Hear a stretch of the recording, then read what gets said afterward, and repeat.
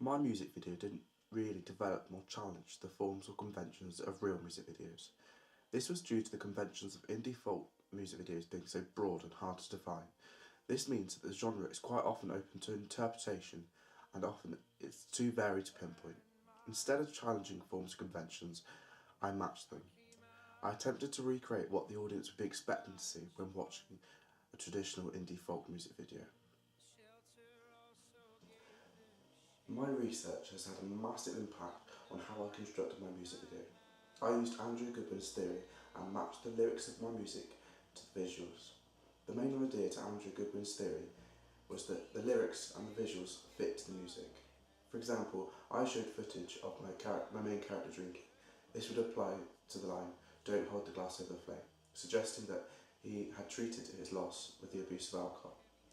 I also attempted to cut to the beat of the music when editing. This made the video flow better and have a rhythm to the narrative, such as when I was driving the car. I also followed Steve Neal's theory in the way that I have used repetition to reinforce the folk genre. I have not broken any rules or boundaries which would be expected of a folk music video, and have stayed true to the style. I copied similar styles and mise-en-scène as it would be expected in a typical folk music video, such as outside locations, trees, acoustic instruments. The whole of my lip syncing scenes was set outside, and so is most of my video. This is typical for Mumford & Sons, and I felt it was relevant. I also hope that my music video portrays elements of Barb's theory in the way that I would like to keep my audience guessing and their interpretation of the narrative to remain personal and a unique experience. I attempted to do this by leaving the audience open to interpretation in the end, whether the character jumped off the cliff or didn't. Throughout the video, I left subtle clues and did not give away the whole story.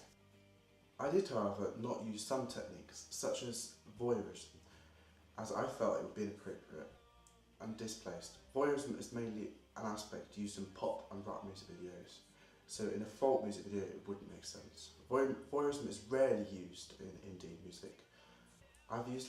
If I'd used voyeurism in my folk music video, it would have been seen as deviant and breaking the conventions of real music videos. I feel that my treatment was a good representation of how my narrative was going to play out. Mumford & Sons are a well-established band, and I feel that a music video with a strong narrative perspective will not negatively affect that image.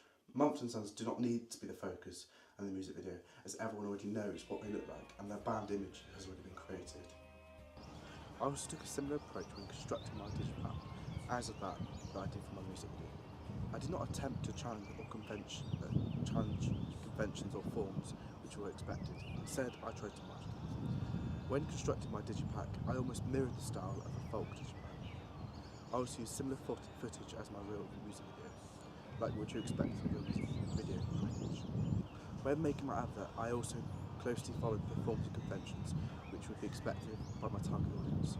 In doing so, my target audience can clearly recognise my genre and style of music. Mumford & Sons play a typical folk kind of music. I did this by using the image of the main character with his guitar on the beach. This also reinforced the rustic style which was expected from a folk genre. Overall, I felt that I rarely developed or challenged the forms and conventions that were expected from my music. Instead, I attempted to recreate them and match them. In doing so, it would match the audience's expectations of the music package.